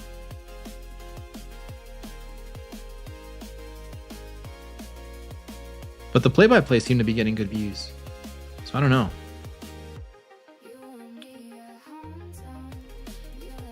But my initial worry was that you were like rebroadcasting the actual games. And I'm glad to see that you're not. Because that might be tricky.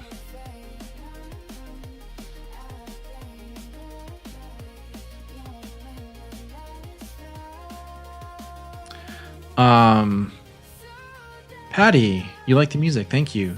This is Nanad's music. Hope you're digging it.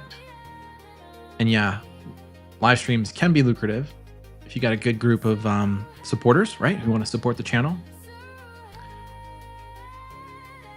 Yep. Yeah, Crystal, I think it's a good point. Like you know, you can definitely find subscribers to your live streams. I've picked up a few here and there. And what live streams are good for too is once you guys are monetized, they're really good for channel memberships. So if that's a strategy you want to undertake, I'm actually making a video on channel memberships now. And people, for me at my channel at least, they tend to become a channel members when they watch a live stream.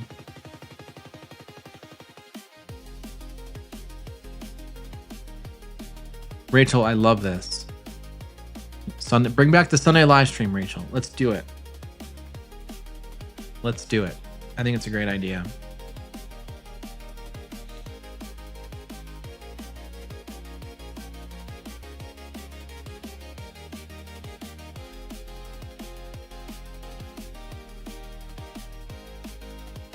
Okay, Kayak Quest. Hey, welcome.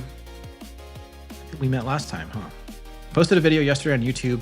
Is not pushing it out like the others.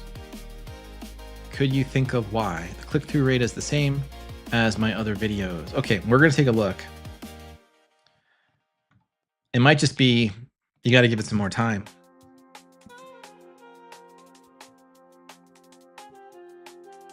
This one right here, 77 views from a day ago. Ooh, that's a long one, 47 minutes. Chaos Unleashed. I caught so many catfish, I lost count. That's kind of funny.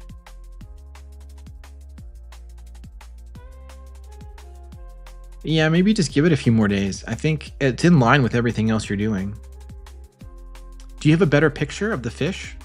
Because it looks like it's the side or the side of the fish right now, and it's like not center frame. So like in some of the other ones, you have the fish sort of center frame. This one's sort of off to the left on the bottom. Maybe try a new thumbnail. Oh, this one's done. I'm so done. Are you throwing the fish back?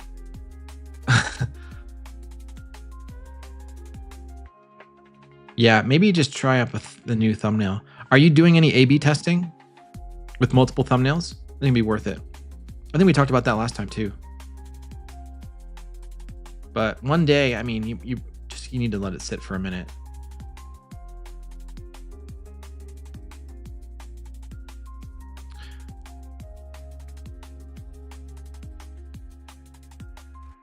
I just think your channel idea is cool. Hopefully that helps, Kayak. Thank you for the question.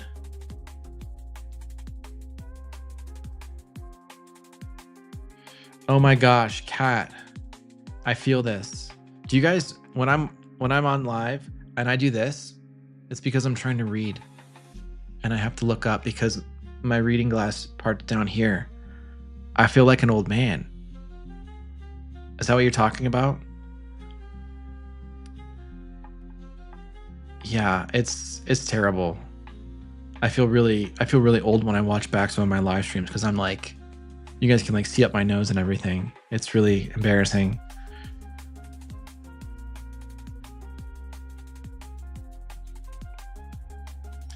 Okay, Rachel's got a question. Oh yeah, I just answered that one. You know how I feel about this, Rachel. I think you need to do it.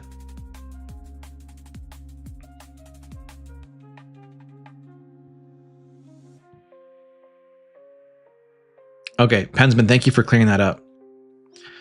Very helpful. Yeah, I mean, these videos do well on your channel. I think it's just more of those. Like how many are you doing a week? Can you do 2 or 3 a week? How many games are you watching? Are you just doing one team only? Or are you doing multiple teams? You know, I wonder if the goal is to attract a community or audience for a specific team that you're a big fan of, or if it's for you to do this more broadly within the entire league.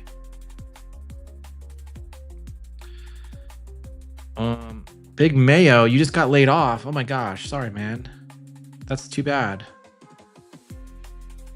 You're doubling down on your monetized channel, but you're not the most organized. Any tips treating YouTube like a full-time job? Yeah, I mean, if you're going to be spending, you know, what would essentially be your 9 to 5 doing YouTube, then the biggest piece of advice I can give you is figure out what your highest leverage activities are. That's probably making videos, and double down on those efforts, and try to remove as many distractions from your workstation as possible. Meaning, if you're at a desk and you got your computer, get rid of anything that might pull you away from the core work, and try to get one big thing done before 1 o'clock. When you have the most energy is probably in the morning, and try to get your most focused, deep work done in the morning if you can, if that fits your schedule. Because if you wait and do the hard things to the end of the day, a lot of times there's anxiety leading up to that, and then by the time you get to it, you don't have as much creative energy. So high leverage activities, do it earlier in the day to get it done, and remove distractions. Those are my 3 biggest tips. And if you are good with the calendar and you can do time blocking, then block out times on the calendar to get specific tasks done.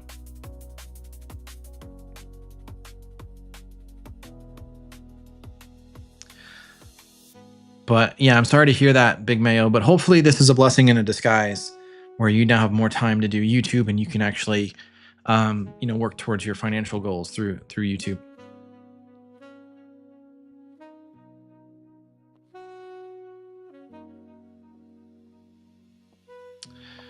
Yeah, it's too bad.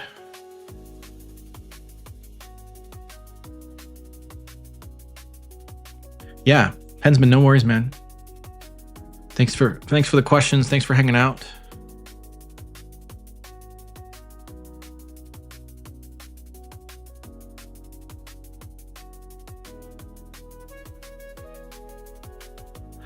Spectacles life is real and embarrassing. Yeah, it's pretty funny when you're goofy looking. Yeah. All right. Oh my gosh, lost your job to AI, and now you're trying to use AI to make. Oh my gosh. What were you doing before, Big Mayo? What was the job, and how is AI replacing you? I have a feeling this is going to become a more frequent story that we hear from people.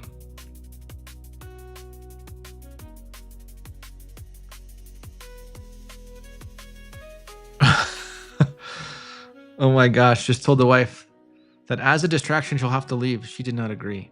Oh no, Chappie, I got you in trouble. Sorry, man. It's funny. I told my girlfriend too. I was like, hey, can you go in the office once a week so I can actually record videos? And she wasn't having it. Question from Tea with Debbie. On my channel page, when it shows gender that's watching, it's okay. I've seen this as well. I've seen this with other channels. I think just that the data is you don't have enough data yet, or it's still so new, or how long has it been doing that for? And how old is your channel? Because I've definitely seen that happen with other people. I think just be patient and give it some more time. It could be a couple months where you got to get the channel to grow a little bit more, and then more data will flow in. So you're a graphic designer, Big Mayo? Gosh.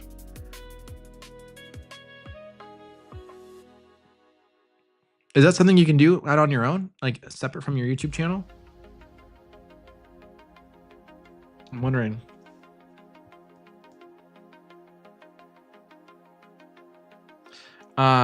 Kristaps, hey, greetings from the Baltics.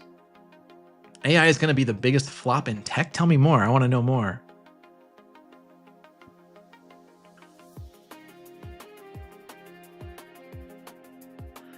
I have the opposite feeling about AI. I feel like AI is just going to increasingly encroach in on our lives and take literally everything over. I don't think anything is going to be safe.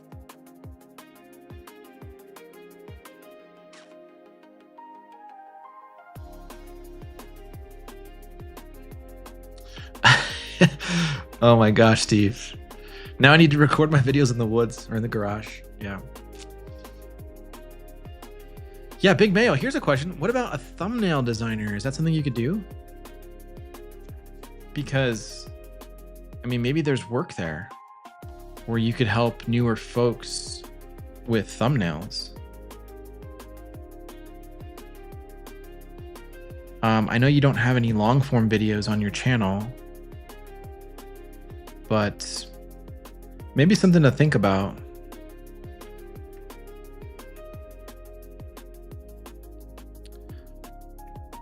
Speaking of, do you guys use a thumbnail designer? Anyone out there? Do you hire a thumbnail designer? Because one of the things I was thinking about is if we could find a good thumbnail designer, I was thinking about pulling them into the community and having them talk to the community on a group call about some effective principles of thumbnail design. And then also they could plug their offer and see if anyone wants to become a customer. I think that might be a good use of someone's skills, right? To help people develop their thumbnail expertise. And then also they could drum up some business for themselves for those who want to explore that.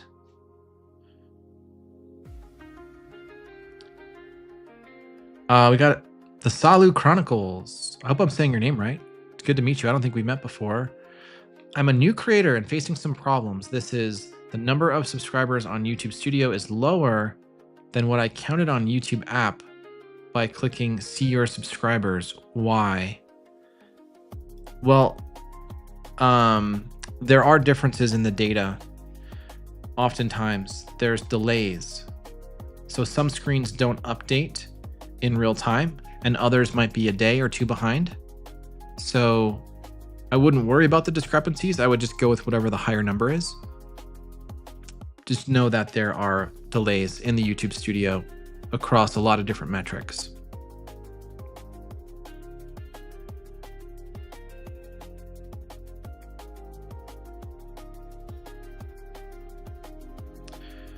Yeah, but I mean, if you are just a little bit ahead of other people in terms of like knowing how to make a good thumbnail, you could probably help a lot of people.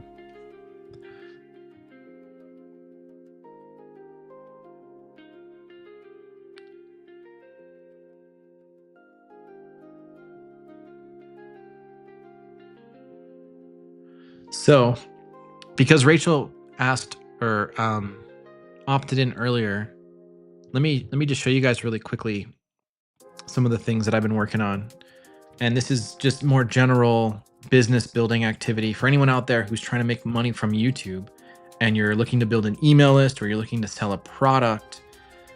If you've dipped your toes in the water, you probably realize this stuff can get pretty complex pretty quick. So I've recently converted my email marketing over from Wix, which was my web host as well. So I had my website on Wix, which I absolutely hated. And I was on like some basic email marketing plan that they had. I can only do 3 emails per month. I said, screw that. And I'm now over on Kit, formerly ConvertKit. So if you guys don't know what Kit is, it's basically a really simple platform for you to capture email subscribers, to send out emails to them, and then to build really simple landing pages for things like a lead magnet, for maybe a primary offer that you have. So I'll just show you really quick some of the stuff that I built out. And it literally took me like 2 or 3 days to build this stuff out. But I have a document that I give for free to my viewers. And it is, where is it? It's this guy right here. So I think you guys can see this, right? So it's basically, it's an ebook that I made. I had ChatGPT help me craft it. And I used Canva for the template and for the design. And then I went through and I added in all of the copy. And it's basically, 13 pages. And it talks about the 7 steps for a new YouTuber to really get off the ground and start growing their channel. And so this is now a link in all of my videos where if anyone wants to grab it, they can. I call it my YouTube cheat sheet. And that's how I capture emails. So of course, we've got lovely Ellen from Ellen's Healthy Kitchen in here. I'm telling a little bit about her story, talking about picking a niche, generating your videos. So basically a lot of the stuff that I've learned after having tried to grow my own YouTube channel, I put into a single document and I make this available for free for viewers on my channel. And as a result of having done that for several months, I have about 400, I have about 447 total email subscribers on my newsletter. And the goal would be to email them regularly once a week and to give them tips and advice and things that might help them grow their YouTube channel, but at the same time also plug that I have a community and plug that I do coaching. And if any of those are interesting to them, they could then book that with me directly, and that's how I would make money for my business. So as you can see, making videos leads people to both of those offers and the newsletter, and then the newsletter leads people to both of those offers. So that's essentially how the business operates. So hopefully that makes sense. Let me know in the comments if any of that's confusing to you guys. But in a nutshell, it's just about building relationships with people, providing a lot of value, and letting people know what you have to sell. And now that I've moved everything over to Kit, I've been able to build out these really clean landing pages. And so when I link somebody to this one here, they get to see this, and then they can put in their name and their email, and then the document will get sent to them. That's for the free ebook. I've got another one here for my coaching. So if someone finds the link for my coaching program and they want to learn more, they will get directed here. And here's where they can learn a little bit more about the coaching program, which is now a 6-month program with 10 different one-on-one sessions and some interaction in between, looking at the analytics, talking about strategy. And then there's a link to book a call, and they can click that.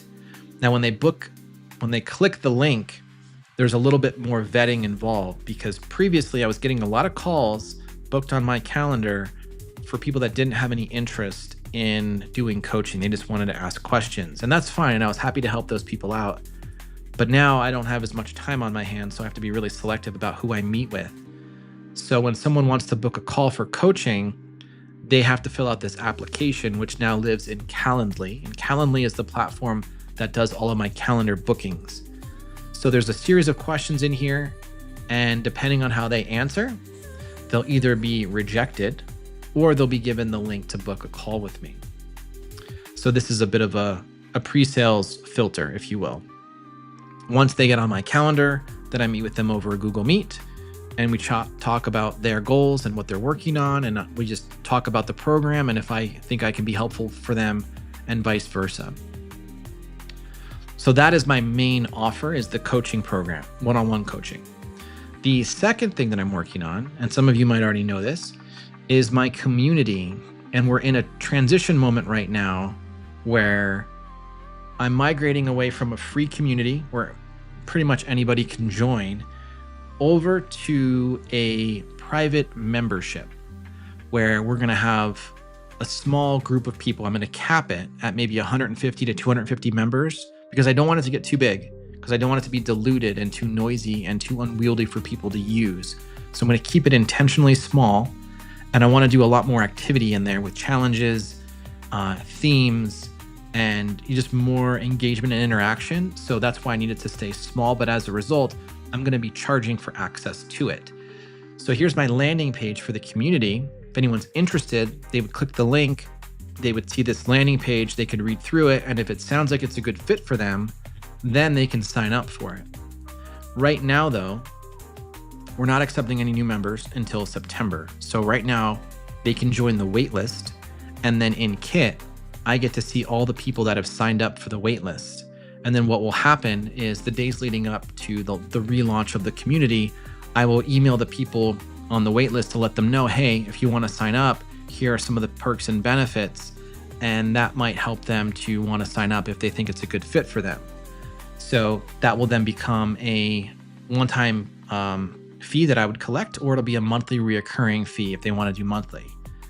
So all that to say, platforms like ConvertKit, or I should say now it's called Kit, they do a really good job at helping you manage all of this stuff, helping you to see where the traffic is going from your YouTube videos to your landing pages, from your landing pages to email subscribers. And then when you have email subscribers, you can craft the emails to message them to then again talk about the different offers that you have. So that's the high level. That's a lot of the stuff I've been working on over the last, like 2 weeks-ish. as we're working on this transition. So yeah, let me know if you guys have any questions. I thought I would just share this since it's been top of mind for me. And I know for a lot of you out there who are doing this YouTube thing, the monetization is important, and trying to figure out how to make money through YouTube is important. And it's not just through AdSense and the YouTube Partner Program. A lot of it is done off platform. And that's why there's all these other tools and resources out there that directly support the creator economy. And yeah, I'm like neck deep in all of this stuff. So I'm happy to share. If any of this is interesting to you, I can dig in a little bit more. But yes, want to make sure you guys got some eyeballs on this in case you're curious about it. All right, now let me just check and see if I've missed anything in the chat.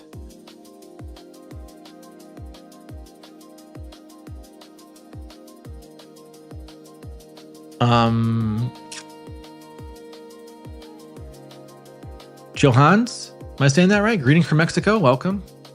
Hope you're doing well.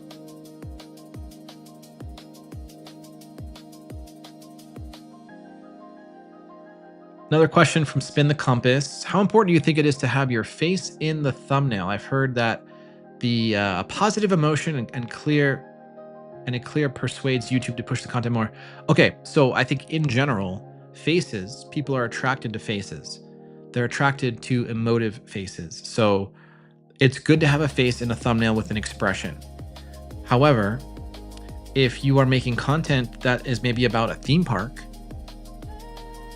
you might not necessarily need to have a face in it if the subject of the video is the destination, right? If the majority of what is being shown in the video is B-roll of the theme park, then it's probably best to just have the theme park or some magnificent ride in the thumbnail, like something grandiose, something bigger than life, right? So maybe just like a huge roller coaster that is like really impressive to look at up close. You get like a wide shot of it and it just seems enormous.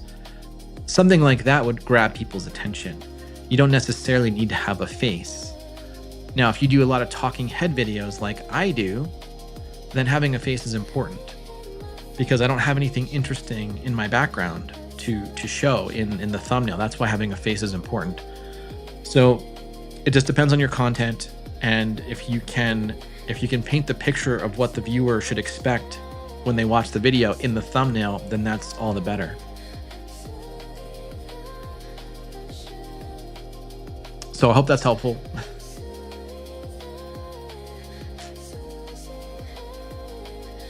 Yeah, so Kit is interesting because they have a free plan that lets you have 10,000 subscribers, and then their paid plan lets you have 1,000, and then you have to pay more when you have over 1,000. But there's like weird limitations to the free plan. So I don't know. Yeah. All right, Mayo, good to see you. Thanks for dropping by. Lego, what's up, man? Happy birthday again.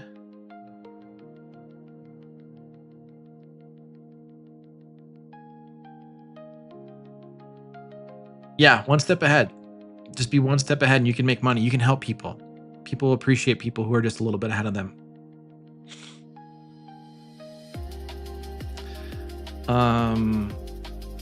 You just catch up, you guys. And I might have to go. I might have to go soon. The girlfriend just got home. And I actually have...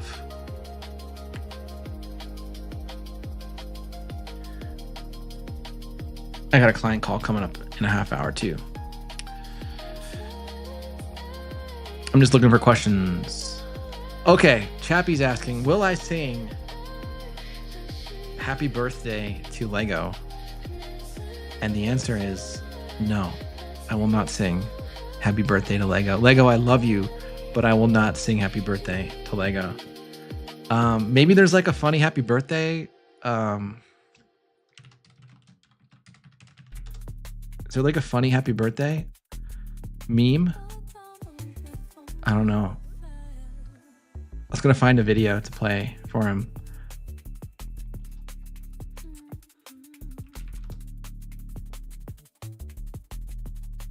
Okay, I think I found one. This one? Happy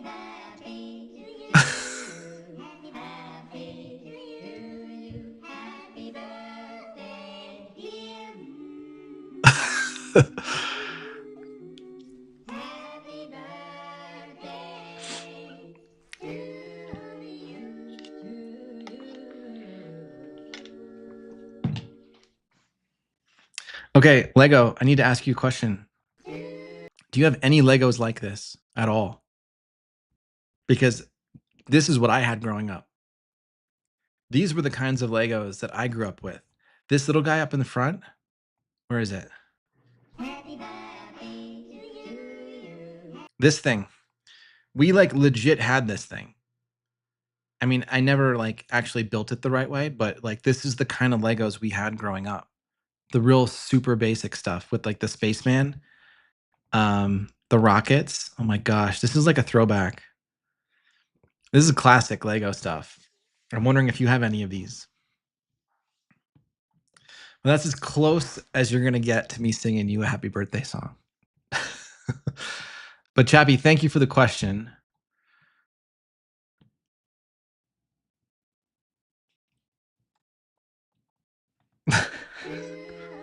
Oh my gosh.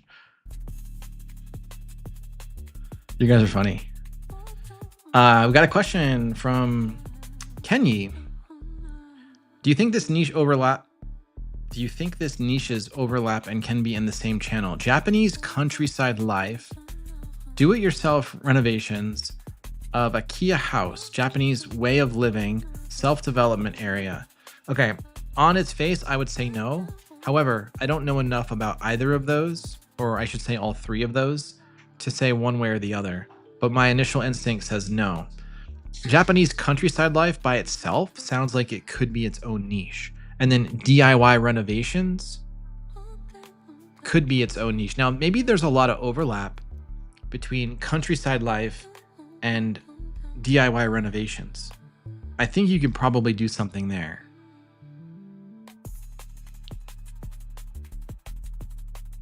The third one, though, Japanese way of living, like how closely related is that to countryside living? If there's a lot of overlap, then absolutely. Or if there's overlap between that and the DIY stuff, maybe. I mean, I'll never say never, right? Because everything is possible on YouTube. It's just a matter of execution and patience. But it's hard to know until you actually try things and you like experiment. But I think it's a great question. I think it's good that you're thinking about how these things could potentially intermix with each other.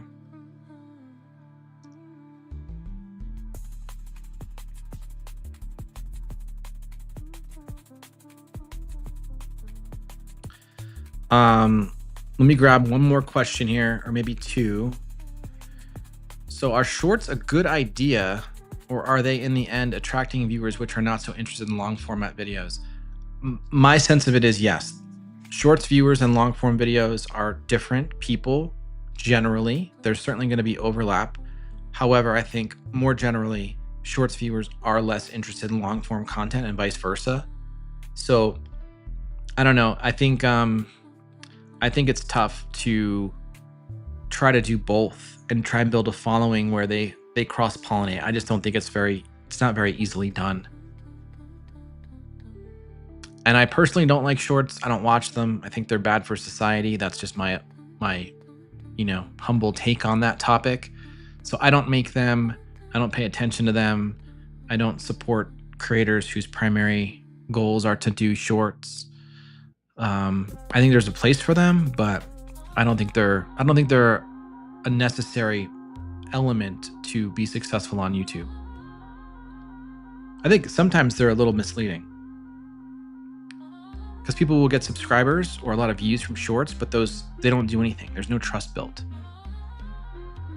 So Katherine's asking, so Spin the Compass brought up a great point. This is my concern. As a female, I have so many looks, makeup, no makeup, different hairstyles. So my look is never the same. What's the question?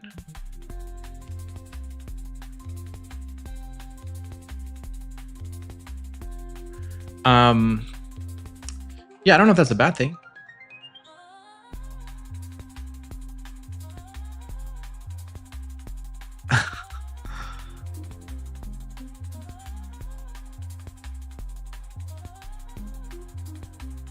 Yeah.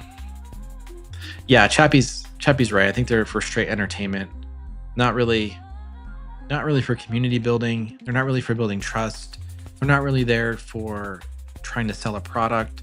And they're barely there for monetizing through ads, because ads through shorts pay next to nothing. You got to have like millions and millions of views for it to be, even remotely meaningful. And it's crowded. Shorts are crowded these days because, everyone's trying them because the barrier to entry is so low. So yeah, I mean, for me, it's a bit of a distraction, a bit of a waste of time. Maybe someday in the future, if I hire a content strategist and they're like, yeah, you need to do shorts, then I'll have them do it. But I'm planning on putting in zero work to clip shorts. Lego, good to see you, man. Happy birthday. Have a good one. And I think with that, we're going to call it. So thank you guys for being here. Happy Thursday once again. Have an amazing weekend coming up. Thank you for all the questions. It's been good hanging out, and I'll see you guys next week. Have a good one.